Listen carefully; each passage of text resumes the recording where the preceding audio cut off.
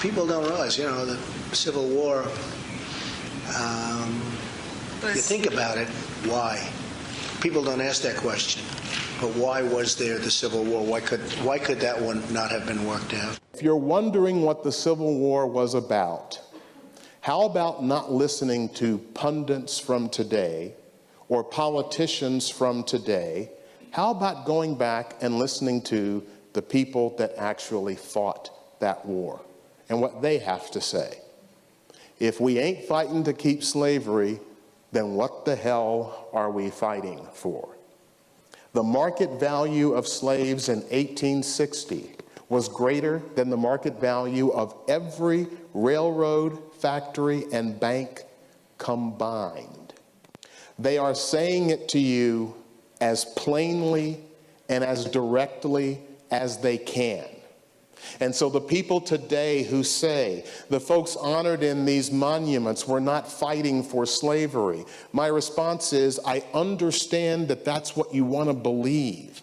And I understand how difficult it is to wrap your mind around the fact that human beings, fellow Americans, would fight, kill other people, and die to preserve slavery. It's really hard to wrap your mind around that. But that is the ugly truth.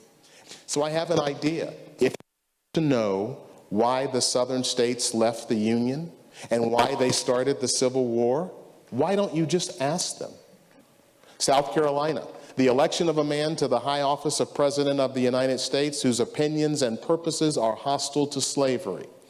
Mississippi, our position is thoroughly identified with the institution of slavery, the greatest material interest of the world. A blow at slavery is a blow at commerce and civilization. Louisiana, the people of the slaveholding states are bound together by the same necessity and determination to preserve African slavery. Alabama declared that the election of Lincoln cannot be regarded otherwise than a solemn declaration on the part of a great majority of the northern people of hostility to the South, her property, and her institutions. Her property were the human beings that they owned, and the institution was the institution of white supremacy and slavery. They are telling you as plainly as they can, and my question is, why are we so unwilling to listen? Why are we so unwilling to believe exactly what they're telling us? This is my favorite. All white men are, and of right ought to be, entitled to equal civil and political rights, that the servitude of the African race as it existing in the states is mutually beneficial to both bond and free, and is abundantly authorized and justified by the experience of mankind and the revealed will of the Almighty Creator. Do you think that they stopped believing this because the war was over? They are telling you as clearly as they can. At the South, and with our people, of course, slavery is the element of all value, and the destruction of that destroys all that is property.